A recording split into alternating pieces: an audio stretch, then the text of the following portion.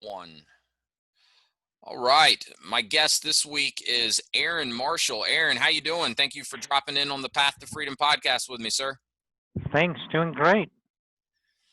Well, it's really good to have you here. I'm very glad that we were introduced by Graham Chapman, who's a mutual friend, and I've had the pleasure of getting to know you just a little bit over the past month or so. We've had a few conversations in preparation for this podcast, and so I'm very excited to have you as a guest. I think you're gonna have a lot of insight that really resonates with the audience, and I'm looking forward to getting to know you better as we chat today, and hopefully going forward. So thanks again for joining me. You bet. Thank you, Wes. So, maybe start off by just sharing a little bit of your story with the audience. You've got a pretty impressive track record as an entrepreneur. You've, built a large organization that you franchised. I know you're pretty heavy into real estate investing. So how did you get into this in the first place? And maybe start by telling us what came first, the real estate investing or building businesses? Yeah, so I got into real estate back in 2001, actually by accident. Got Okay. into I was doing my last semester in college, summer of 2001, Uh-huh. and I needed to fill in and take another class. So I took a real estate class, and I thought, hey, why not? Um, September 11th happened, and about that time, within a couple of days, I ended up getting my real estate license. Oh, From wow. taking that class in college, I was 12 hours away from my real estate license. Okay. So I was like, yeah, why not? Let's get into real estate. I'm not sure what I'm going to be doing. I was looking on getting some management positions. I got a bachelor's in business management Okay. from the University of Utah. And so I thought, why not? Well, September 11th happened and nobody was hiring. And so I told my wife, well, I'm a real estate agent. She's like, no, you're not. Go out and get a job. And she kept saying that for 2 years. Her definition of a job was I needed to have a steady income or Yeah. a steady paycheck every other Yeah. week, needed insurance, and we needed our own house. So Okay. those were her three requirements. Ended up getting all three of those about 2 years later. Um, and so at that point, she stopped bugging me as far as going out and get a job. She kind of thought, well, okay, you're doing this real estate thing, and I guess I better support you with it. And so that's how I got started into it. And then when I got started, I started. It took me 9 months to close my first deal, and I tell people that, and they're like, "Wow, it took you 9 months. Why did you continue to stick with it?" Because Right. I'm a stubborn guy. I just my wife says I am quite often, Well, but that's a common trend amongst most entrepreneurs is there's a fair amount of stubbornness I found. oh yeah. I think it's Um, necessary. But then, I mean, you fast forward from 2000, about 2007, 2000 to 2013. During that time, I sold over 1,500 homes. Wow. So we were closing quite a few. There's about 2 years there where we were selling between 20, well, probably 4 years, between 20 to 30 homes a month, Wow. um, and was easily bringing in well over $1 million. Back then, that was not common for teams to be doing. Made it regularly within the Keller Williams top 50 throughout the country. Today, those numbers would not make it in the top 50, not even the top 100. Wow. I was with Keller Williams for a little over about 12, 13 years. Enjoyed my stay there, and then left there in 2013, sold my business, and my real estate business, sold that, and really started going into property management full time. But I started my property management business back in '07, kind of in the lull of things, um, when real estate was slow. I Uh-huh. got bored and picked up a few properties and accidentally got into property management because of a wrong phone call, as well as two of my rentals that were behind late on rents. And I was just like, I've got to figure this out. So that's how I got into property management. So what was the wrong phone call? Share that story with us if you don't mind. Yeah, so it's actually the owners of another franchise brand out of California, Budget Blinds, Mm-hmm. and they called and was like, "Hey, I was referred to you. You do property management and just want to see if you can manage our 4 homes." Both the two owners had 2 homes each, and we're like, "Yeah, let's do it." My partner at the time, he was an employee, but since I moved him into a partner, he was like, "Yeah, let's do it." He was kind of looking at me. We didn't have a name, we didn't have a management agreement, no lease agreement, and so at that point, we really started putting things into fast forward and trying to figure it out. And fast forward to 2000 and was it December 2013, really May 2014. That's when we franchised the system. We started December of 2013, and May 15th, 2014 is when we were good to go and had our FDD finalized, and we started marketing and a franchise show. So your company is Key Renter Property Management that you've gone on to franchise. So now here in mid 2020, how many franchisees do you have across the country? Yeah, so we have about we have 45 locations throughout the country. That's good. That's very good growth. But so I want to circle back to this this phone call though. So when the phone call from these Budget Blinds franchisees came in, you were not actually in the property management business at that time. Am I understanding that correctly?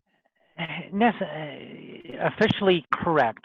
I'd been doing property management for about 5, 6 years before that, Okay. just managing vacant homes Gotcha. for the banks. So I Okay. was like, we manage vacant homes. I've flipped essentially by then 100 homes, meaning rehabbed, got those up on the market, sold for the banks. And so at that point, I was like, how much harder can it be putting a tenant in? And me and my partner dived in and figured it out. We've gone through a lot of pain points between now and then. Um, but at the end of the day, I feel like we've got the best franchise brand out there, not just the brand, but the business, Mm-hmm. because really every franchisee is building 2 businesses at the same time. They're building the Key Renter property management brand for themselves so they can resell down the road. Mm-hmm. But also, my goal for them is also to be building a portfolio of rental properties of their own. Mm-hmm. To be the best property management company out there, they really need to be managing a few or owning a few of their own properties themselves to really get how it is to be an owner. Um, Yeah, to think like a having property owner. Yes, Yeah, that that to makes a think lot like of a sense to me. yeah, to think like a property owner, to have to have the rental income coming in, the expenses, the maintenance issues, all of those things helps them become a better property manager. Yeah, I would think it helps to kind of put them in the position of their clients so that they can really understand how to provide the best service to their clients because they're in that position themselves. They own properties, they Yep. run into the same types of challenges that these other property owners. So does Key Renter provide any assistance in terms of helping, your franchisees get into their first property investments themselves, or is it more of just kind of an encouragement, hey, we'd love to see you doing this in addition to building your property management business? So I'd say a little of both. At the end of the day, right now we don't have any formal training Okay. that we do to help franchisees get into that.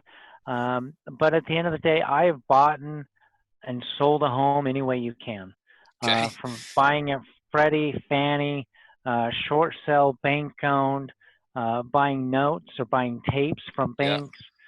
You name it, I've bought it that way. I've sold homes on property on eBay before when I couldn't sell it. Really? I've bought a burned out house sight unseen. That was one of the notes that I bought Huh. in Lawton, Oklahoma. I'm in Salt Lake City, Utah. Um, and so I bought 3 in Lawton, Oklahoma, and then it was a tape of 5, and so it was those 3 properties, one in Clovis, New Mexico, and then one in a house in Pueblo, Colorado, and just sold the Clovis, New Mexico property, and just selling the Pueblo, Colorado property. It's under contract right now, looking to close by the end of the month. So you've kind of seen and experienced about anything that you could when it comes to investing in real estate. So you're in a position to kind of guide some of these franchisees of yours at Key Renter that don't have as much experience. You can kind of help them know what to look out for, what's likely to be a good deal, what may not be a good deal, and kind of, if nothing else, it sounds like help them from a strategic and advice standpoint, help them get into that. Yep. I'd love to see my franchisees get get into their first rental property. Sometimes it takes a year. Sometimes it Yeah. takes 3 4 years. But at the end of the day, my goal is to help them financially, not just with the business of Key Renter, but also just their financial freedom within their family. And owning real estate should really be a part of that. Well, And no so, doubt, and that's one of the reasons I'm so excited to have you on the podcast. We have a lot of people that have great experience in franchising and have built some amazing franchise organizations that have come on the podcast. And I love talking to people with that experience. I haven't really had anyone that's an expert in real estate investing come on yet. And I shared with you last time we spoke. My wife and I are uh, soon to close on our first investment property. It's actually a commercial property that we're going to be using for several of our businesses. But this is something that's very top of mind for me. And one thing that I've certainly learned over the years from successful people I've met, people I've read about, listened to, whatever the case is, there's two common things that wealthy people, have done to build their wealth. They've started businesses and they've invested in real estate. And to me, I think having a combination of both of that is kind of the ideal scenario. And that's exactly what you're talking about, encouraging your franchisees to do is, yeah, build the business. And that's something that you'll have an exit strategy from at some point in time. But at the yep, same time, invest in real estate. Not only will that help you build a more successful property management company, it's also going to contribute to your wealth building strategy over the years. So I absolutely love that. And I'm curious, how long did it take you once you started in real estate as a real estate agent? How long did it take you to get your first investment property? I know you shared it took you about 9 months to get your first deal my done first or house. sell your Yep. first house, but how long was it until you started investing in properties yourself? It took about 5 years, a little Okay. too long. Yeah. If I could go back in time, I would buy double, three, four, 5 times the amount of properties that I purchased back then. I'd buy them today. Yeah. Some of my best properties I bought. There's two of them that I bought in 2011, fall of 2011. Bought one for 92, the other one for 95,000. Both of those are worth well over 300,000 today. Wow. And I make awesome. The rents on those have almost doubled as well since then. So, so is your strategy primarily to invest in properties and then put long-term renters in them and hold them, or are you doing a combination of that and also flipping houses, or what has kind of your strategy been over the years, or has it changed at all? It's changed definitely. Yeah. Um, right now, I don't do as many flips. I've done tons of. I would say if you include the flips that I've done for the banks, I've done hundreds. Just the flips that I've done for myself, probably 2 dozen that I've done. I love it. Um, there's just not a whole lot of money to be made, at least here in my market, because there's so many other people doing them. So if Gotcha. I'm going to do a flip, I'm going to get it off market, Mm, um, and it's just. I mean, I'll certainly do them. I've made some great money doing that. 50 to 80,000 dollars just on one. yeah. That's the last one I did was a couple of years ago. But right now, my goal is just to find a property, buy it. It's to me, I kind of have a criteria. Usually 2-car garage, a brick exterior, at least a 3-bedroom, 2-bath home. Okay. It can definitely be a little bit more, but that's kind of my criteria. I'm holding that sucker long term. That's my goal. Now, are you primarily looking for properties that meet that criteria, but also would not need a lot of additional money invested to get it rental ready? Or are you looking for properties that might need some rehab, and then so you're investing a little bit of additional money into getting them rental ready and then finding a tenant? Or does it really just vary depending on the property? It really varies depending upon the property. So the one of my best rentals right now, I bought that for I think it was right around 92,000. It's about 20, 30 minutes north of where I am. Hmm. It needed a lot of rehab. And then when people think rental, you're perfectly right. There's rent ready and there's flip. Yeah. Those are two different criterias, Yeah. and you're going to prep those two totally different ways. When I first get a property, I am going to do the bare minimum to get that sucker rent ready. Yep. This one, I mean, it needed some paint. I literally touched up the paint, Hmm. cleaned the carpets, didn't do a whole lot.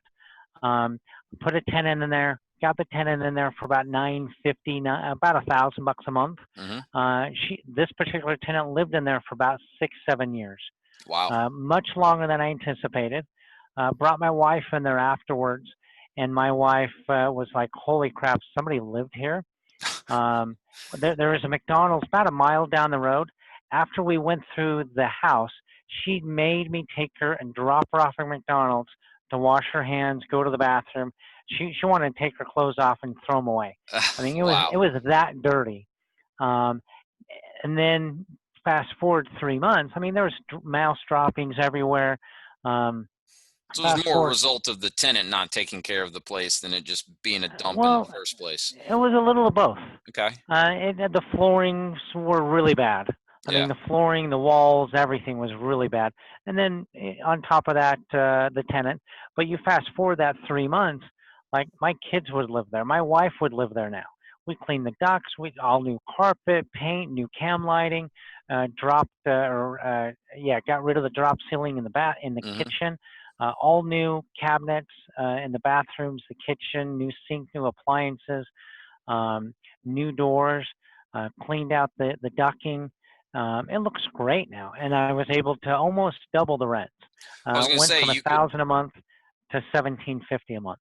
yeah, and you could afford to do that because one, you had a long-term tenant in place, so that had already Yep, been a good investment for you, and then you're able to invest in it further and then increase the rent, which makes a lot of sense. But it sounds like from what you've just described, you're primarily focusing on single-family homes versus multi-unit, uh, like duplexes, triplexes, or any sort of apartment buildings.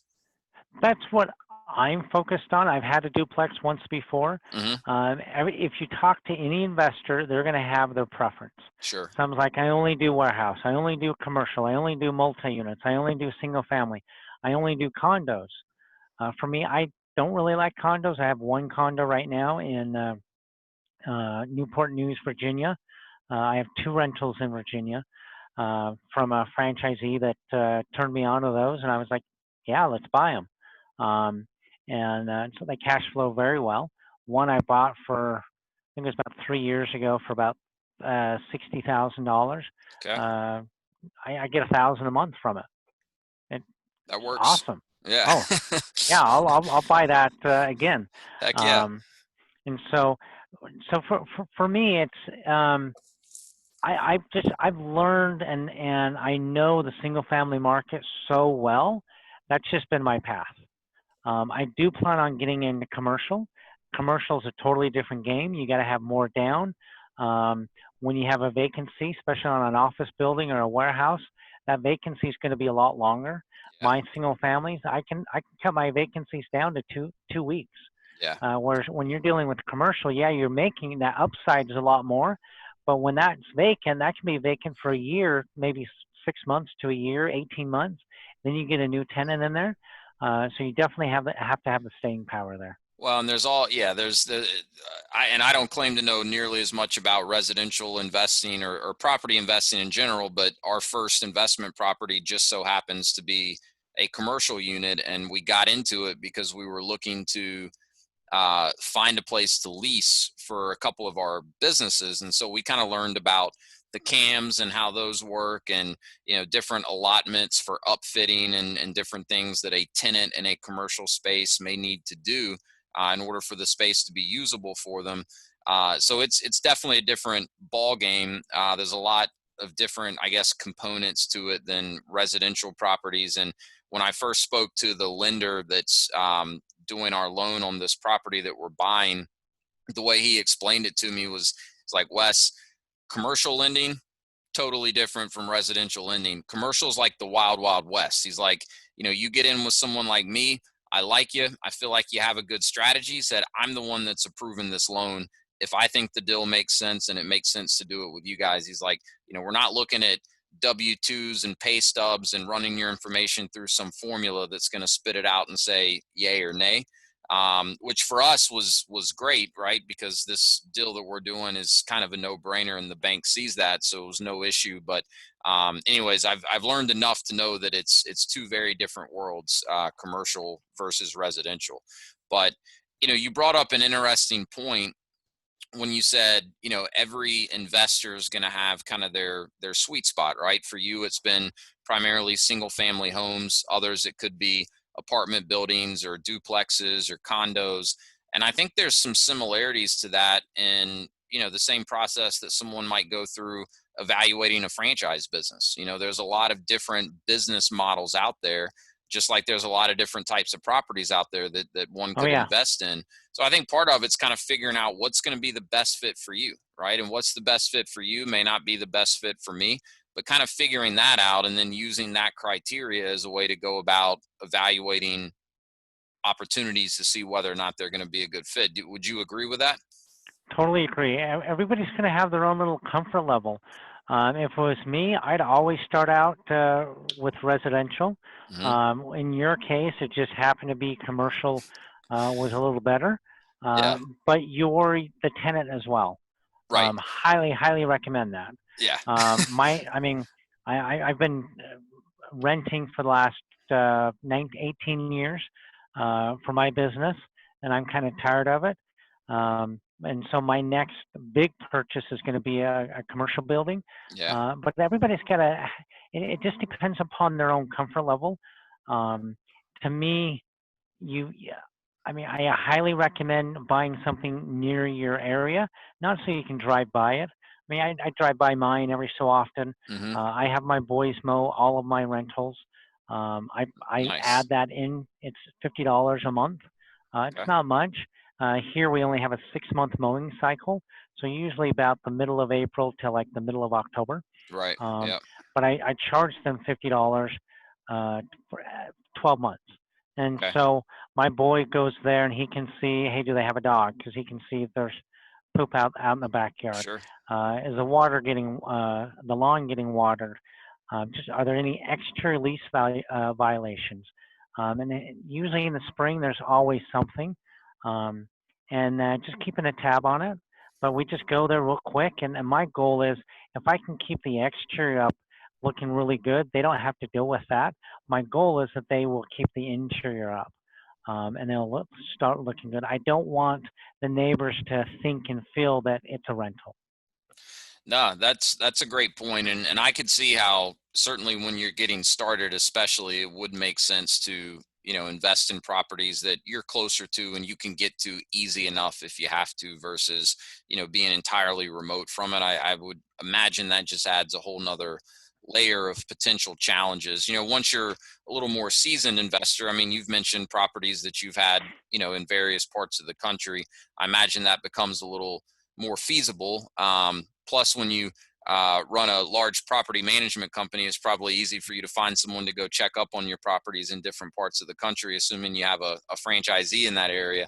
But no, it's interesting. But I do think you've got to kind of figure out what's the best strategy for you. And yeah, for us, Yep. commercial is not where we wanted to start. If we weren't going to rent it to ourselves, I wouldn't be nearly as optimistic about this if we were going to have to go out and find a tenant. And, we certainly plan to continue doing more real estate investment. If I had to guess, I would say that, our next investments after this would be on the residential side. I don't anticipate that we're going to go seeking more commercial properties unless it just really makes sense. But, you mentioned something earlier, and I want to pick your brain on this. You said you wished, looking back on it, you wish that you would have gotten into real estate investing sooner than you did. And my guess is there's a lot of people out there that have this desire to invest in real estate, and for one reason or another, they never pull the trigger on that first property. And I know it's the same with business ownership, right? I'm sure you see it all the time with people that are Oh looking yeah. at Key Renter as a franchise opportunity. There's always a million reasons not to take a risk and to do something. So, in your experience, and this may be an unfair question, but in your experience, what would you say is easier to get started in, real estate investing or starting a business? Good question. To me, I'm used to doing many of both, Hmm. and I would say they're probably just as complicated and just as easy. Yeah, And I say complicated because you go in thinking, "Oh, I got this." Like I know business, or I've gone to business school, or hey, I'm a real estate agent. I know how to do this. And then you get a tenant in there, and it's just there's issues both on both sides, sure. on the business as well as on the rental property, that come up, and you're like, "What the heck?" On I mean, it just come out of nowhere. Sure. And at the end of the day, you just got to make the leap. There is never the perfect time. Um, and I tell people with real estate, you just today with a business as well as buying real estate, there's never a better time to start than today. Yeah. People are like, oh well, but there's a bubble, and is real estate prices going to come down, and blah blah blah. And I tell people with real estate, because with business and just it doesn't matter. There's not a better time, or I don't believe a better time or a worse time to start a business. At the end of the day, just start it today. Yeah. There's not a better time than today. When it comes to real estate, as long as I tell people, you make your money when you buy. As long as you're able to cash flow today with today's rent, with today's expenses, today's everything costs, because those costs aren't going to really go up much. The rents aren't going to go up much over the next 5 years. So keep it as of today. It's got to make money today. As Hmm. long as it does that, it will do that tomorrow as well. Yes, we may see a decrease in rents in some parts of the country since COVID has hit. We've seen about a 10, 12% decrease. Um, but at the end of the day, factor in 10%. Yeah. Yeah. Even if Yeah. it does a 10% decrease, are you still able to make money? If you are, there's not a better time to buy than today. Well, that to me that makes a lot of sense to look at it that way. I think that's a good rule of thumb on the real estate investing side, which is, if the numbers make sense today, maybe you factor in a little bit of a cushion in case they slide backwards a bit, but if the numbers make sense today, it's probably a good deal. You wouldn't want to do a deal where the numbers don't work today in anticipation that something's going to change in the future, and then all of a sudden the numbers will make sense. That's probably not a good Never. investment strategy. No. And That's and going I to would catch say you off that's guard and screw you up. yeah. Well, and I would say that's a great way to look at it A with business. businesses as well, right? I mean, if the business makes sense today, you can sit around and wonder about what ifs until you're blue in the face and come up with reasons not to do a business. Well, what if the economy turns, or what if something happens with legislation, or the what if Amazon gets into this sort of. If the business makes sense today, I mean, you want to think about what the future for that particular industry may look like, but you know you get too far into the weeds with some of this what if, and it just causes paralysis by analysis. And I've seen it Oh happen yeah. too many times. I think at some point you've always got to get comfortable taking that leap. You do your research, you do your due diligence, but there's always going to be a risk factor. All you can do is try to diminish your downside as much as possible. And at the end of the day, whether it's real estate investing or investing in a business, you're investing in yourself to some extent, Yep. and you got to have confidence in yourself. If you don't have that, it's probably not as likely to work out, because like you said, even for the experienced real estate investor or the experienced business owner, you do another business, you do another real estate deal, there's always going to be surprises that pop up, and you've got to be able to react quickly, and you've got to have some confidence in yourself to handle whatever gets thrown at you. Oh, totally agree. And for me, I love creating a business. I love owning my own business because to me, at the end of the day, it's up to one person, and that's myself to make it happen. But I mean, it may take 6 months to break even. It may take 18 months or 3 years to break even. Um, and it probably will take longer than you anticipate. Hmm. You're planning a certain break even time frame, and sales just won't be like what you anticipated. Maybe it's half of what you anticipated. Hmm. Hey, it's all right. At the end of the day, pick up, and it's up to you to make it happen. Go out and do the grind. I would rather work for myself any day than go out and work for somebody else. Well, and here's the thing too is, when you do work for yourself, regardless of what the results are at the end of the day, you maintain control over your livelihood. You don't give it up to someone else. And, Yep. I've been talking to a lot of people over the last, 3, 4 months that have been impacted by COVID, right? Their jobs, their livelihood's been impacted. They've been furloughed or they've lost their job. And in most cases, it doesn't have anything to do with their performance, right? In most cases, they were pretty good at their job. They did a good job for their company. What the company was asking, it was these external circumstances that were completely outside of their control that resulted in their company having to make a decision with the bottom line in mind, and their position was eliminated. And it's not to say that as a business owner, you won't also be impacted by external circumstances. Like, our businesses have been impacted by COVID for sure. But one thing that never happened, my wife and I never sat at the dinner table and said, well, maybe we could just lay ourselves off. Maybe that's what we should do. you know, that Nope. conversation didn't happen, right? It was never an You option. never It's, do. It's okay. What can we do to bring in more sales? What can we do to pivot? yeah. What can we do to change things up a little bit? And you roll up your sleeves and you go at it. Yeah. So to me, having that control is such a big part of it, and it's scary, sure, but to me, knowing what I've learned, it's a lot less scary than giving that control up to someone else. That you know the winds could change due to no fault of your own, and you're expendable, as an Yep. employee.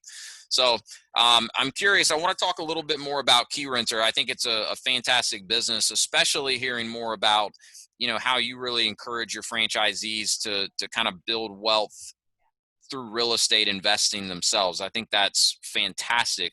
Um, when did you decide that you had a business that you wanted to franchise? I mean, you kind of told us a little bit about how you got started in property management, but my guess is, correct me if I'm wrong, my guess is you didn't go into it saying, hey, we're going to start property management, then we're going to turn it into a national franchise company. Oh no. So at what point did you realize, hey, we're on to something here, and we could probably actually franchise this business? So that was about 2011. We wanted to get a name, and so we ended up buying the name Key Renter. It Okay. was a local property management company. Um, and from there, we were like, at first, we didn't really want to franchise because we thought that was too expensive, and we were going to open up regional offices throughout Utah, Colorado, Arizona, Idaho, Nevada, and kind of commute and travel. And I had young kids at the time. My partner had young kids as well. And I mean, that was 9 years ago. And we thought, you know what? Life's too short. We're all about family.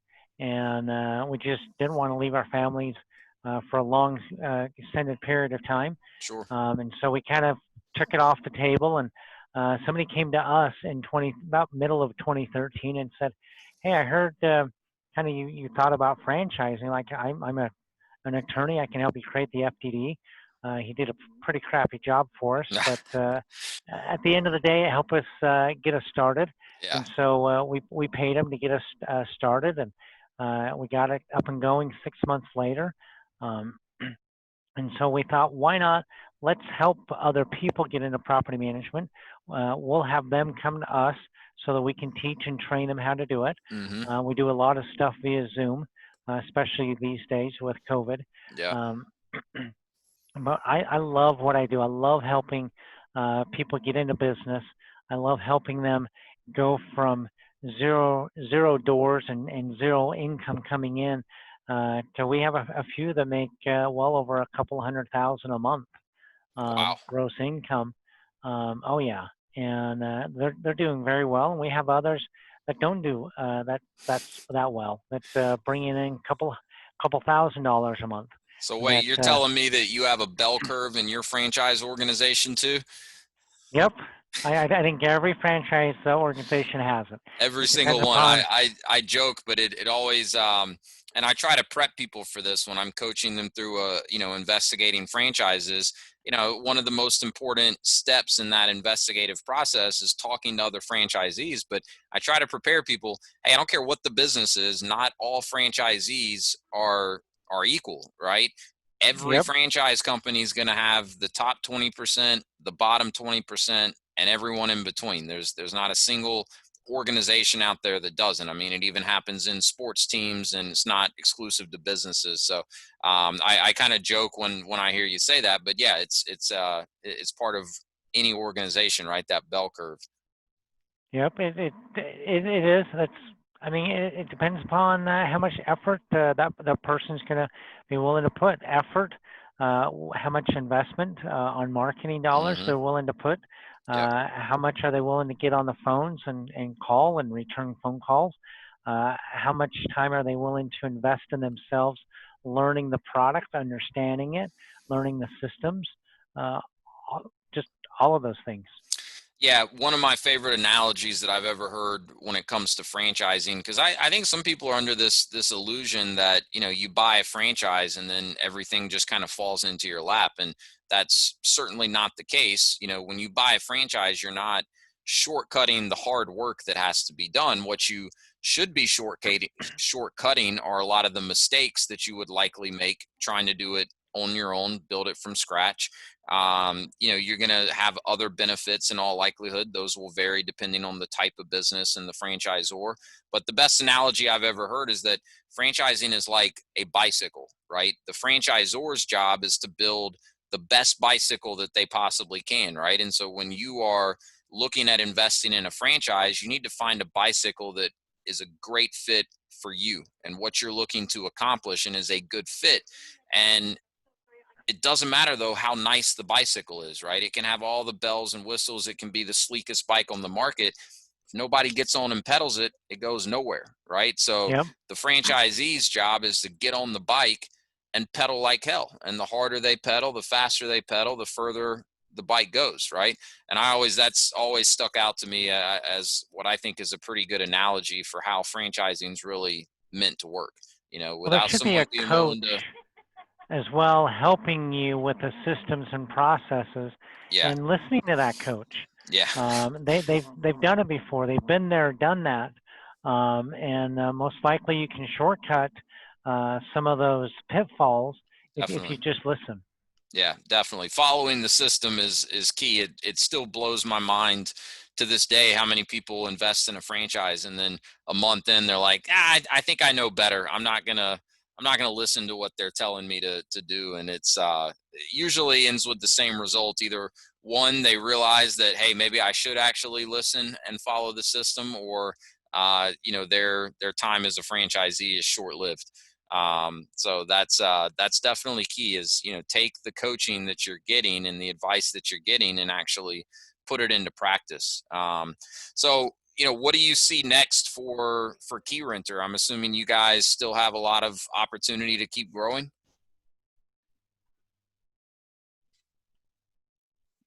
Did Oh I lose yeah, you? with no, can you still hear me? Yeah, I can. I had a Okay. little delay. We'll just edit that out. Okay. Yeah, no, so you asked kind of what's next or for Key Renter? Yeah, where do you see Key Renter going from here? I'm assuming you still have plenty of room to keep growing and adding new franchisees. Oh yeah, I anticipate within the next probably 7, 8 years, maybe 9 years, we should be right around 300 franchisees. Wow, Um, my goal is to within the next couple months be up in Canada. awesome. Um, but our goal is just over the next couple of years grow by about 2 to 3 a month, and just have that steady, consistent growth. Yeah, I like seeing good steady growth. You see some franchise companies out there that have this, kind of rocket ship type growth, and it's not always a bad thing, but for me at least, it always makes me stop and wonder, hey, is the franchisor really able to keep up with this growth and continue supporting all the franchisees they already have, plus all the new franchisees that they're bringing on. So it sounds to me Yep. like you have a good, clear vision for what the long term looks like, and you want to get there in a steady manner versus, trying to grow faster than you should. Oh yeah, we hold our franchisees' hands from the time that they sign, clear up to I'd say at least a year after they're with us. We continue to support them all along though, with different masterminds, different groups. Mm, We put them into different masterminds depending upon how large of an office they are, hmm um, just so they can learn from each other, from us as well as their peers that are also going through the same growing process. And then once a week, so just about an hour before our call, we had our weekly mastermind, or weekly, we call it the Monday Kickstart call, where all the hmm franchisees system wide are on that call. We do different trainings there. So it's newer agents as well as newer older offices. It's everybody coming together to learn and grow. Yeah, I love that. And I think it's a key part of, understanding what you're going to get from a franchise. And I see people overlook this too often when they're evaluating a franchise is, what does the culture in the franchise look like, and what are you gonna, as especially as a new franchisee, how are you gonna really be able to benefit from the culture? So I love seeing, when the franchisor kind of helps to facilitate shared learning amongst the franchise owners. The masterminds that you just described, I think, are a fantastic way to do that. But there's some franchises that have a stronger culture of the franchisees being willing to help the other franchisees out. I've seen franchises out there where it's kind of like, every man and woman for themselves. They have no Yep. interest in helping the other franchisees. And, that won't necessarily hold you back as a franchisee, but it's certainly not going to help you. I mean, I know in my wife and I's first franchise business, we've benefited tremendously from other franchisees just being willing to help us out and share with us what they've learned. And now we're in a position to do that with other franchisees, and we want to be able to do that because it's one way that we can kind of give back. And so I think if that component is not there, and I think there's a lot of things that the franchisor can do to help facilitate that. It sounds like you guys at Key Renter do a great job of this. I think that's a very big part of selecting the right franchise, for you is, how does that culture look, and are you going to be a good fit culturally, with the franchise that you've learned about. So That's love that's love big, seeing that Wes. you guys are doing that. And for me, you really need to learn that. I think you can get that from two ways. One, Discovery Day, kind of Yeah, see and learn a little bit of that culture, but also two, call and talk to three, four different franchisees and kind of get a vibe of what that culture is, as well as ask them. Um, 100%. it's amazing to me that people will make this huge investment in a franchise, but they're not going to, they don't really take a lot of time and effort into evaluating it and calling different franchisees within the system. Yep. I don't care if you're looking at spending $2, $3 million with the McDonald's, or if you're looking to spend $10,000 on a franchise system, or anywhere in between. Yeah. You owe it to yourself. Call franchisees. Just call some of the ones that are recommended to you. And I mean, if you call me, depending upon if you're a husband-wife team, depending upon kind of your background, I'm going to have you call a few people. Sure. Uh, Great, call those, but also call the ones that I'm not recommending as well, Yeah. to see how just to see how they respond. Um, Totally agree. I always think that, obviously you want to talk to anyone the franchisor might recommend that, has a similar background or maybe in a similar market to what you're looking at. But, and then obviously you want to talk to top performers, people that are having a lot of success in the business. But, talking about that bottom 20%, I always recommend, hey, try to talk to someone that's really struggling in the business, and you're going to be able to learn a lot from talking to that person. If you have enough of these conversations, you'll identify common traits amongst the top performing franchisees and the underperforming. oh And then yeah, you have the ability to do some self reflection, look at yourself in the mirror and say, all right, I've learned kind of what it takes to be successful, what it takes to not be successful. Who am I more likely to operate like? Um, the more successful or the less successful. And so to your point, I always say that's the single most valuable step in investigating a franchise is the ability to talk to other franchisees. So you should absolutely take advantage of that and have those conversations. It's a great use of your time. Totally recommend it. It's free as well. It just takes Yeah. time. Yeah, absolutely. Well, hey, really good stuff. I want to shift gears here a little bit, if it's okay with you, because I know in our previous conversations, you've shared with me some pretty serious health challenges that you've been battling over the last 8 or 9 months. And you've also shared with me how you've managed to maintain a very positive attitude and mindset through all of this. I mean, you're clearly a guy that has a lot of responsibility, heading up this company, all of your other investments and ventures. You have a family. On top of that, we've been going through, COVID, which is obviously a pandemic there's no playbook for how to navigate, a company or an organization through something like this going on. And then on top of that, you've got some very serious health issues that you've been battling. And I just remember being so impressed after our first conversation, from what you shared with me in terms of your outlook and, how you're, you know, handling your responsibilities, but also taking care of yourself and your mindset through these challenging times. So, get into as little or as much detail with your actual health challenges, but more than anything, I just think it'd be valuable for the audience to hear how you're maintaining a positive mindset and how you're really just persevering and going about your life, but at the same time taking care of yourself. Well, at the end of the day, mindset is everything. It doesn't matter what you're going through. If it's just COVID, if it's cancer, whatever it is, mindset is everything. Um, and it's up to you on how you deal with it. Life may throw you lemons. It's up to you to make lemonade out Yeah. of it if that's what you choose to do. So yeah, I have been going through some serious health issues in the past 9 months. Back in November, I got diagnosed with cancer, not just one, but two types of cancer. And so I'm dealing with stage two appendix cancer, and then I'm dealing with stage four colon cancer. I've Mm, got both of those removed, meaning the tumors. I still have it in my liver, have it in my lungs. Um, and to me, I mean, the doctors don't give me that great of outlook. If looking at me, I look like somebody that's lost a lot of weight. I've lost 70 pounds over the last 9 months. If you need a good diet, I can certainly help you with that. I don't recommend doing it the way I have, but right. I mean, because I'm gluten free, dairy free, vegan, I juice a lot, do protein shakes, sugar free, soy free, no white rice. I mean, all that stuff. Right. Um, but at the end of the day, I've given myself more of a instead of a 5% chance that the doctors give me a 95% chance.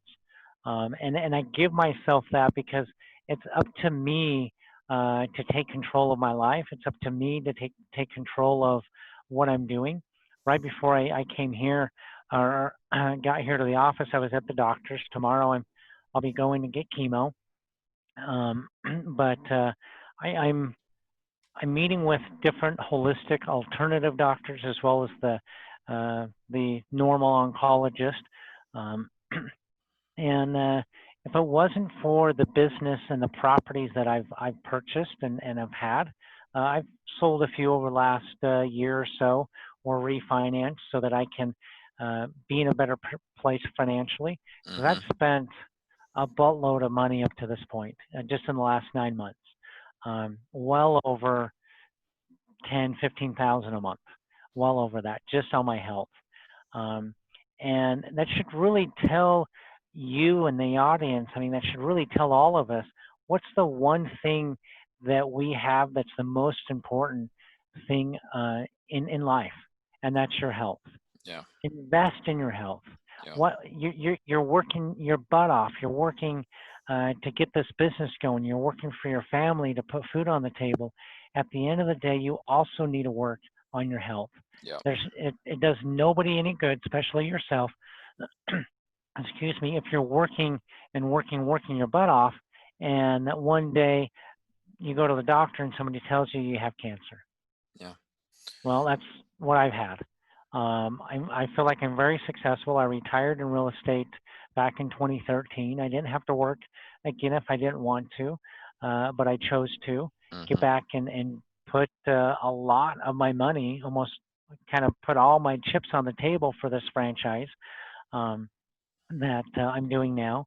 I've done that because I love what I do. I love real estate. I love helping people, um, and it's just I've continued that and maintained that positive outlook because at the end of the day, it's up to me.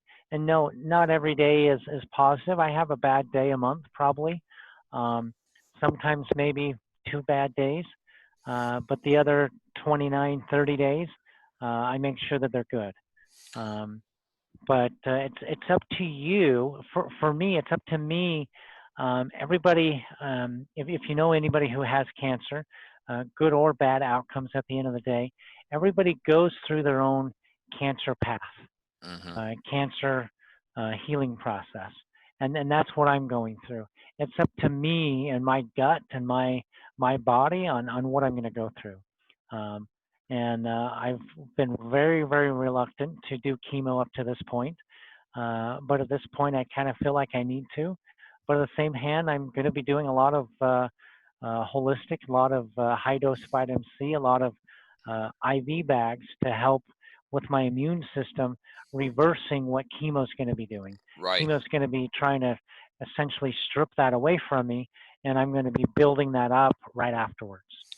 Well, that was one of the things that really stood out to me after our initial conversation, and thank you for sharing this with us.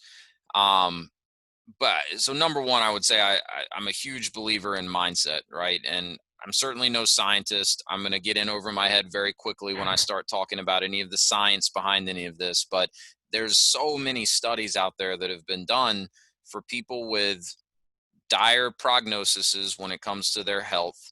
And if they find a way to maintain a positive mindset, their chances of recovery increase dramatically, right? So there's all types of Yep. research and studies out there. Again, it's not my place or my wheelhouse to get into the specifics of the how or the why, but I'm a huge believer in mindset. So, and that's easy for me to sit here and talk about, being healthy, right? Totally different thing when it happens to you and you're in the face of something like what you're dealing with, to then actually maintain a positive mindset. So I give you a huge amount of credit for that.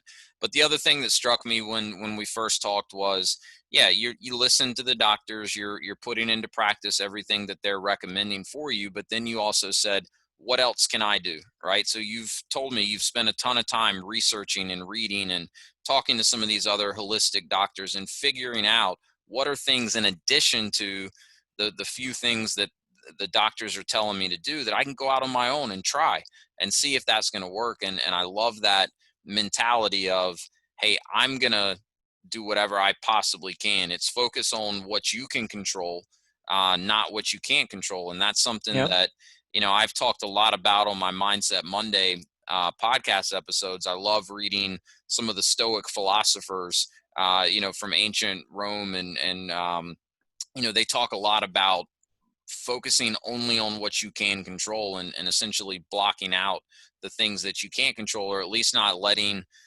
them consume your energy and your thoughts if it's something that you can't control. And so I think, you're an example of someone that's doing just that, right? You're taking a very unfortunate situation, but you're choosing to focus on the things that you can control, and then looking at, all right, what can I do to increase my odds of beating this thing? If there's one thing that I can tell your audience that I would recommend, if it's the health thing or the health crisis that I'm going through, or if it's a business that you're going through, if there's one thing, it's the R&D. I call it R&D, Hmm. rip off and duplicate. My wife Mm. has kind of put, because I do that in my own practice and business a lot. And my wife has told me, well, if this was a business, what would you do? What would you change? Mm. Essentially, right now, your health is your business right now. Mm, And I told her, well, I go off and R&D it, basically rip off and duplicate. Find other people that are going through the same exact thing that I'm going through. How did they get through it? And try to duplicate the same thing that they've done. And it's a little harder in my case, and because it's just I know nobody wants to get caught in the cancer world of saying, hey, here this will heal you, or this is what I did to heal me, and you can do the same thing. sure. Um, but at the end of the day, when it comes to business or your health, you, you owe it to yourself. Why reinvent the wheel? Go off Yeah. and R&D it, rip off and duplicate, and just do the same thing. Somebody's done the research and done um, the hard work for you. You just got to go follow in their footsteps. Well, that to me that makes a lot of sense, and I would also think that in your R&D process, in particular to the health challenges you're dealing with, even coming across other instances of people with similar diagnosis and beating them, that's got to be encouraging, right? That's got to Oh tell yeah, you that there is hope, right? There is a there is hope. way. There is chance. Yeah, and I think that belief, never giving up that belief, that's a big part of your mindset, being able to stay positive and ultimately beating this thing. So, I just want to say again, in the little bit of time that I've gotten to know you and talking with you, you've been a huge inspiration on me just for, what you shared with me, how you're approaching this. I think, it'd be very easy for someone just to kind of roll over, accept what's being told to them by the doctors and, uh, I've got too much kind to of live leave it for, up to Wes. chance. Yeah. Yeah, no, I just that's to me that's not an option. Well, good. And I salute you for that. It's I think easier said than done, and you're doing it. So, um, look, man, I really appreciate you coming on and sharing your story with us here on the podcast. Real quickly before I let you go, I've got a real quick lightning round. 4 questions that I like to ask everyone that comes on the podcast. And then before we wrap up, I want to make sure everyone knows where they can connect with you, where they can find out more about key renter franchise opportunities. And you've also got a book coming out very soon, which I want to make sure we talk about as well. But before we do that, let's hit the lightning round real quick. First question is, what is the best piece of advice that you've ever received? And that could be in business or in life. I'd say the R&D, rip off and duplicate. Yeah, I love that. That as well as from Rich Dad Poor Dad, you make money when you make your money when you buy. When it comes to real estate, so I you've got love to do both of all your those. research and figure out know all your numbers. If it pencils out today, it'll pencil out tomorrow. Beautiful advice. Love that. Do you have a morning routine, something that you try to do every single morning to prime yourself for a successful day? And if so, do you mind sharing that with us? Wes, I wish I did. And it's not so much in the morning routine. I would say it's more in the evening. Okay. Um, and like this morning, I mean, I get up at 5:45, 5:50, hop in my hyperbaric chamber. Um, and most people, one, won't need to do the hyperbaric chamber. But for me, I need the oxygen in my body to kill the cancer cells. So it's not so much in the morning. To me, it's the evening. I go and look at, I believe my mind can help prepare me for tomorrow, Mm-hmm. for my schedule. And so I go through and look while I'm getting ready for bed to basically go through my schedule and figure out just read everything on my schedule that I need to do tomorrow. Go through and do that, and I believe that helps prepare me, and my mind prepares for that schedule for tomorrow. No doubt. I believe that 100%. And you're not the first on this podcast that's responded to that question by saying it's more of an evening routine than it is a morning routine. The evening is preparing for what I want a successful day tomorrow to look like.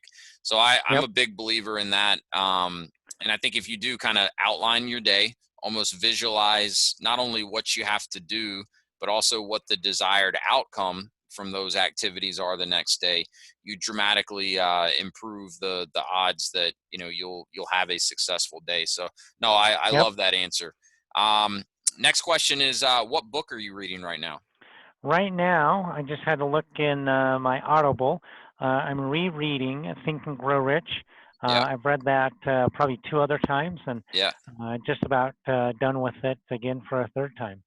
Yeah, it's one of my favorites. I think I read it for the first time maybe 5 years ago. And I've tried to revisit that book, reread it at least once a year. That's one of a couple books that I try to read once a year. I think it's that good. And Definitely is. it's clearly a timeless book, in terms of It's an old book, yeah, but it still applies today. yeah, 100%. I think it was written either right before or after the Great Depression, wasn't it? I think so. Yep. Yeah, yeah. Yeah, for anyone listening, if you have not read Think and Grow Rich, and if you like this podcast, you should absolutely read Think and Grow Rich. All right, final question. What is your definition of freedom, and are you living it? I'd say yes, I am living it. For me, essentially going to work when I want, doing what I want. Each and every day, I can take off a vacation when I want.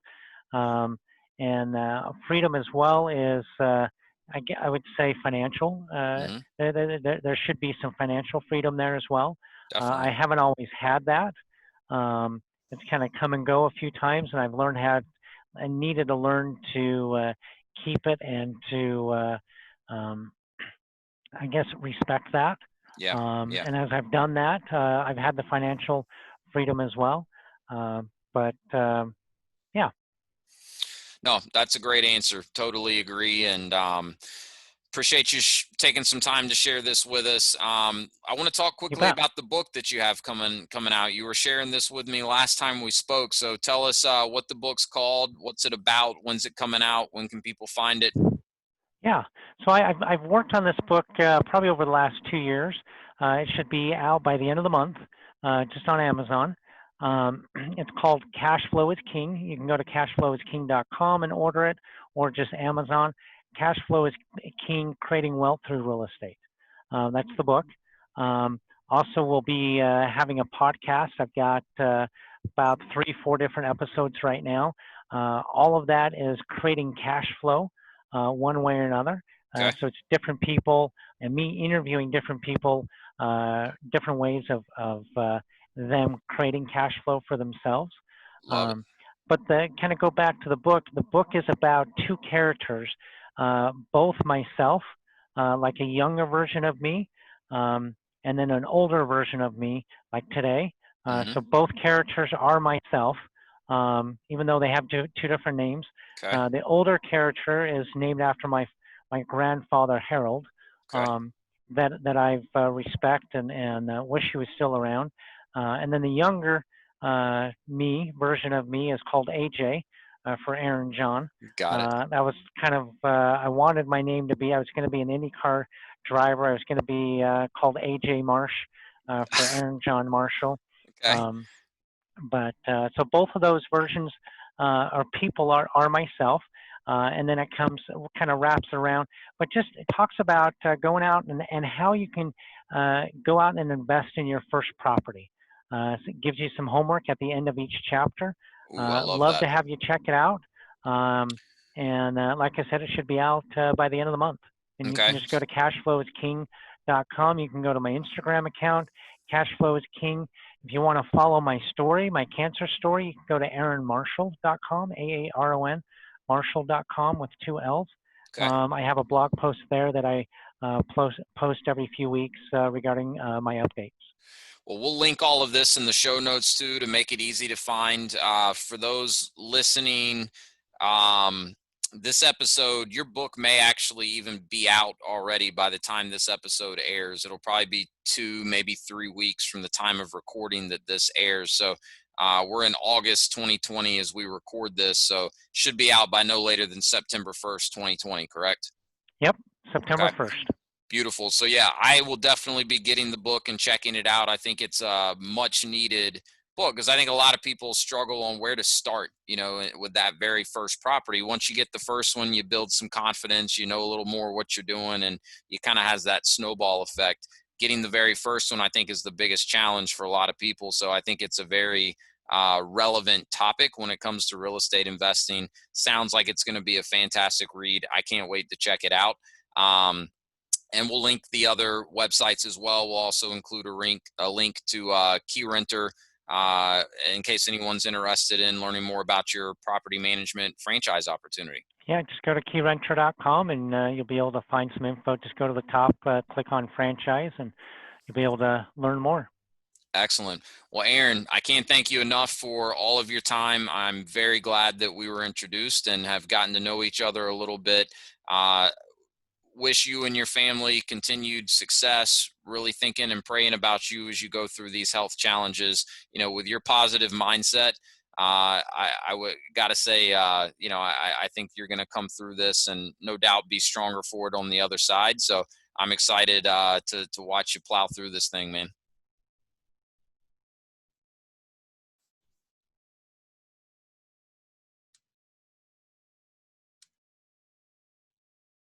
Did I lose you?